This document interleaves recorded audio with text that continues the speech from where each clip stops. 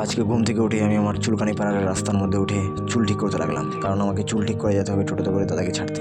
রাস্তার একবার এই পাশ আর একবার ওই পাশ দেখে নিলাম, একটাও গাড়ি নেই, শুধু একটা ট্রাক গেল। ফট করে দেখে আমি নিজে নিজে বুঝতে পারলাম না, আমি টোটোতে উঠে গেলাম। কী করে উঠলাম দিয়েও যায় না। তারপর আমি ফট করে রেল স্টেশনে পৌঁছে গেলাম, আর রেল স্টেশনে পৌঁছে আমি একটা জিনিস দেখতে পেলাম, সেটা হলো